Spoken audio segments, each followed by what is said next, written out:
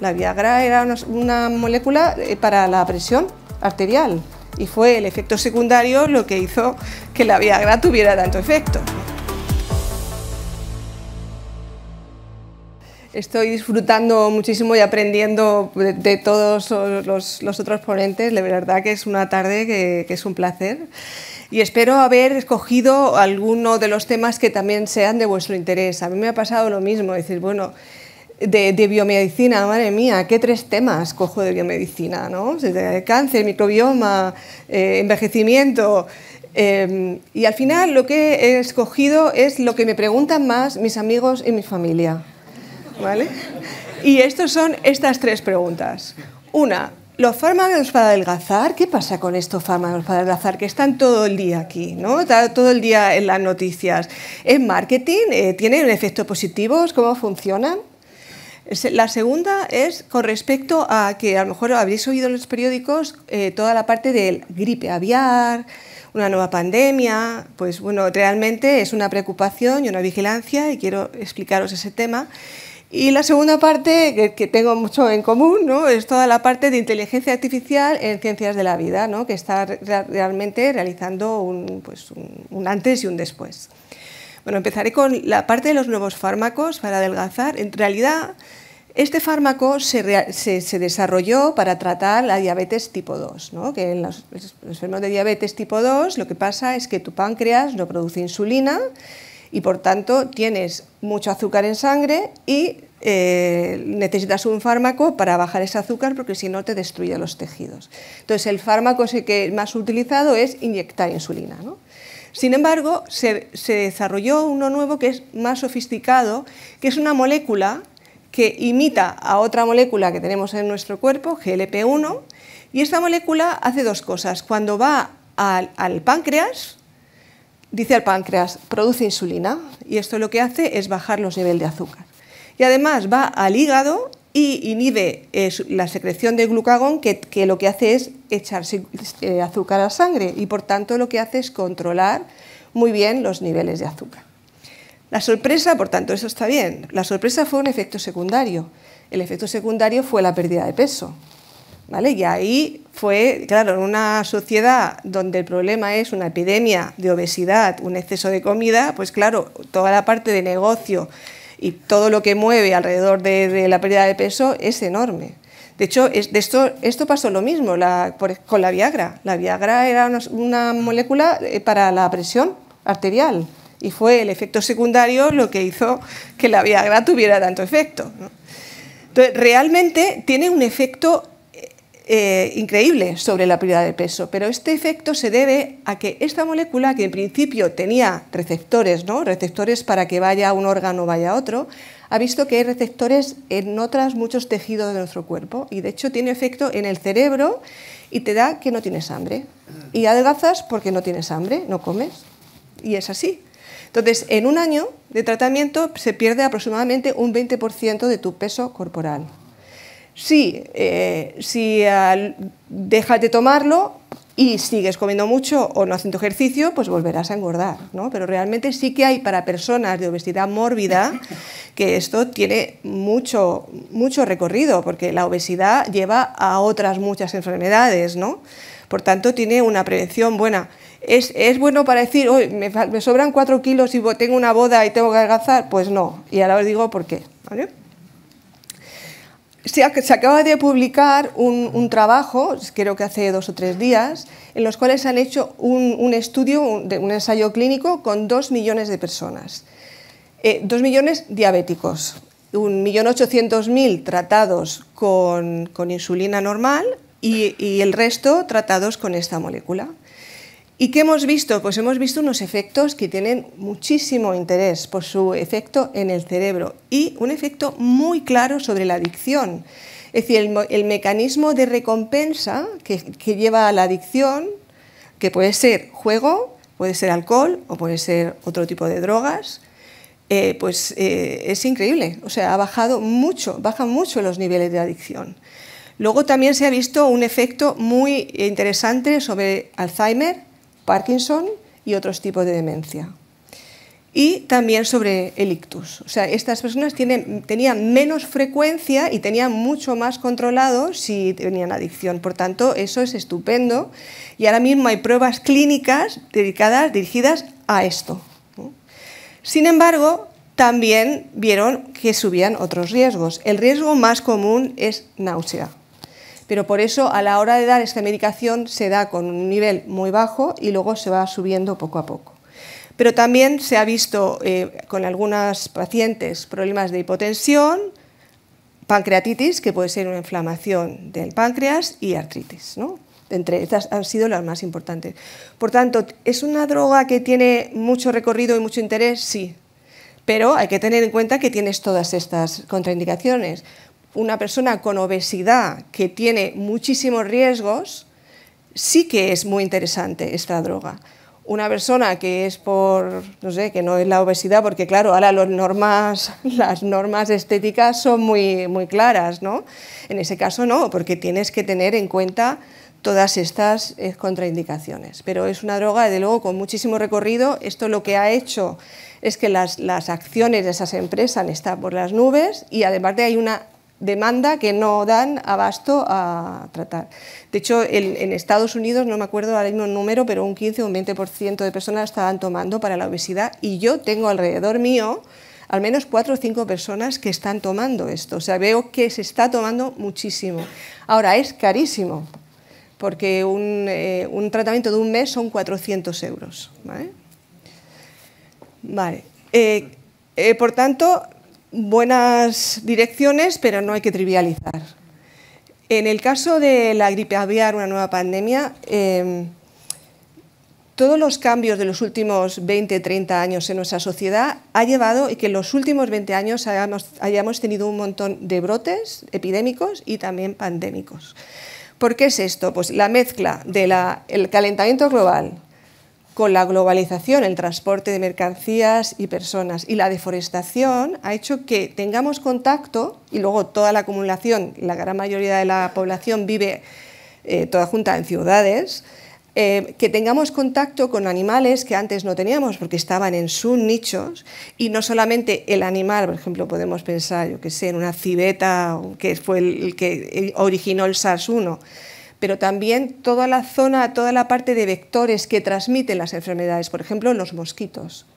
Los mosquitos, nosotros hace 30 años, 20 años, en toda la parte cuenca mediterránea, aquí no había el mosquito tigre. Estaba el mosquito mediterráneo, que era más gordo, más tonto, se le mataba mejor y picaba solo por la noche, ¿no? Y este pica durante todo el día. Bueno, pues el mosquito tigre es el transmisor del dengue, del virus de Zika, de muchos virus que se transmiten por él. Y la OMS predice que en 20 años tendremos brotes de todas estas enfermedades en Europa. Ahora mismo ya tenemos, por ejemplo, en Cataluña, cada año este año llevamos 4 casos detectados de dengue cogido aquí, en Cataluña. Es decir, que ya hay mosquitos con dengue en Cataluña. Por tanto, todo eso hace que realmente podamos hablar de lo que se llama One Health, una salud global. Una salud global, ¿por qué? Porque lo que ocurre en el sur de África, nosotros ya nos afecta directamente. Antes no, se tardaba mucho tiempo en llegar, etc. Una persona puede estar en China por la mañana y por la tarde en Canadá. Entonces ya no se puede poner puertas al campo y hay que tomar decisiones globales que en este caso, por ejemplo, la decisión de Trump de salirse de la OMS, pues son muy malas noticias, porque esto se debe tomar siempre a nivel de todos los países. Bueno, si ahora vuelvo a la gripe aviar, ¿cuál es el virus más peligroso que tenemos? Los 2 virus más peligrosos desde el punto de vista de pandemia son los coronavirus y el virus de la gripe. Los coronavirus porque hay muchos que están en las murciélagos y del murciélago pasa a un mamífero, de mamífero a nosotros, y esto ya ha pasado 3 veces en los últimos 20 años. Pero el campeón de la evolución y de la mutación es el virus de la gripe. Entonces, tenemos virus de la gripe específicos para aves, específicos para humanos, específicos para cerdos, para caballos, ¿no? Entonces, el de las aves es muy diferente al nuestro, es un virus parecido pero muy diferente, de forma que si nosotros si un virus de la gripe de ave pasa a nosotros, nuestro sistema inmune no lo reconoce y hace una respuesta bestial contra y es la respuesta inmune la que nos mata. Y esto pasa muy de vez en cuando, ¿no? Ahora mismo hay una pandemia de gripe aviar en aves, es decir, surgió un virus nuevo en el 2003 en Hong Kong, que se ha ido expandiendo, primero seguramente en una ave de granja o luego todas las aves migratorias, es imposible. Yo tengo un amigo que trabaja en la Antártida y ellos han visto ya que en la Antártida los pingüinos están infectados, hay muchos pingüinos muriéndose, han muerto pues, millones de aves de esta enfermedad. Pero no había hecho el paso a humanos de forma muy eficiente. En todo este tiempo se habían infectado 800 personas por un trato directo con las aves, ¿vale? Y de estas habían muerto 400, o sea, el índice de mortalidad es un 50%. Pero el virus no muta lo suficiente para pasar, no ha mutado nunca para pasar de humano a humano. O sea, te has infectado, pero no ha cambiado lo suficiente.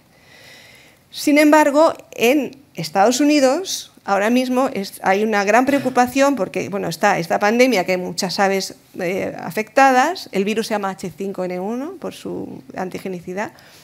¿Y qué ha pasado? Que ha pasado a vacas. Y hay un montón de vacas infectadas que ya son mamíferos y por tanto se ha hecho el salto de mamíferos, se ha tomado un mamífero y ahora puede pasar a nosotros. Y eso ha pasado, ya se han dado casos en humanos que han sido leves, pero sí que se ha dado también otro caso en Estados Unidos de ave directo que la persona ha muerto. Entonces lo que no sabemos es qué va a pasar, ¿no? Porque sobre todo en épocas de gripe es posible que, por ejemplo, una vaca se infecte con un virus de la gripe aviar y con un virus de la gripe humana. Y ahí hacen recombinantes y salen, es como un tiro de ruleta, ¿no? Entonces sabemos que a lo largo de la historia han habido pandemias cada cierto tiempo de gripe, por la famosa española, ¿no? Que no fue originada en España, la gripe española del 1919, luego hubo también una en Hong Kong que también fue 1 millón de personas, etcétera. O sea que esto es algo que hay una vigilancia que es importante y esperamos que no pase nada. Lo que sí que sabemos es que no es si va a haber otra pandemia en el futuro, es que no es si, es cuándo va a haber, ¿no? Ese es el punto y por tanto es muy necesario tomar medidas y entre ellas toda la organización internacional. Y por último, quería llamar la atención sobre la parte de inteligencia artificial aplicada a toda la parte de investigación, que es un antes y un después. Yo siento, o sea, la sensación que tengo es la misma, que yo fui la primera, cuando hice la tesis, la primera estudiante que tuvo ordenador. Antes era toda máquina, si querías ver algún trabajo publicado tenías que ir a la biblioteca, que llegaba una vez al mes y de repente todo se aceleró, ¿no? Pues tengo exactamente la misma sensación con todas las herramientas que estamos teniendo ahora con inteligencia artificial. Entre otras cosas, quería llamar vuestra atención a toda su aplicación en medicina personalizada, que además sea mucho más eficiente. Cuando nosotros vamos al médico, está estimado que un 50% de las veces se nos receta algo que no sabemos si nos va a ir bien o nos va a ir mal. ¿Por qué es eso? Pues porque hay muchas variables. Eres hombre o mujer, la edad que tengas, si tienes qué comorbilidades, qué background genético tienes, un montón de cosas. Entonces ahora se han generado programas, eso está generado en Estados Unidos, en los cuales se han cogido 2 millones o millones de datos de diferentes personas, y ahí pues hay de todo, tal edad, altura, todo. Entonces tú entras como médico y dices, tengo una paciente de 35 años, ascendencia a cáncer de pecho, tal. Y entonces ves una gráfica con tu medicación, qué tanto por ciento de gente ha tenido, o sea, ha dado una respuesta positiva y qué tanto por ciento no. Entonces, esto ahora mismo ya, por ejemplo, tengo un amigo médico en el Clinic y esta semana los están entrenando para utilizar estos programas que vienen de Estados Unidos y aquí aprovecho que ya como soy la última, lanzo una pregunta a mis compañeros de sesión, que yo tengo la sensación que nosotros nos hemos quedado atrás en Europa. Está muy bien regular y tenemos que regular, pero estamos regulando, pero no estamos creando.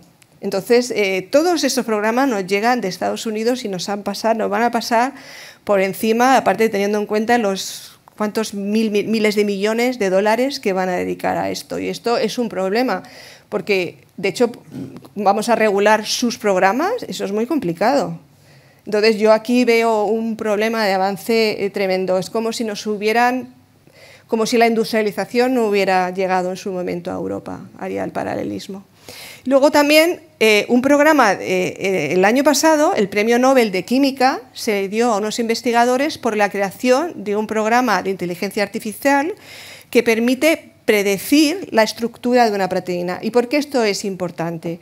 Porque cuando las proteínas son como los ladrillos, ¿no?, de la vida. Entonces, cuando tú tienes una proteína alterada por determinada enfermedad, esa proteína tiene una estructura, digamos que tiene esta estructura, ¿vale? Y tú quieres una molécula que se una en determinados sitios de esta proteína para modificarla, para hacerla que esté bien y tal. Pues hacer la estructura de una proteína se llevaba años. Y han desarrollado un programa que con mucha eficiencia predice la estructura, no de una, de todas las proteínas humanas. Esto y además predice todos los efectos secundarios que podemos tener. Por tanto, todo esto en conjunto creo que va a producir una aceleración del conocimiento tremendo, pero también me da miedo que tengamos una dependencia tan grande de Estados Unidos en este aspecto, y a lo mejor vosotros, si queréis comentar algo, pues estaré encantada de que me deis vuestra visión. Pues muchísimas gracias por vuestra atención.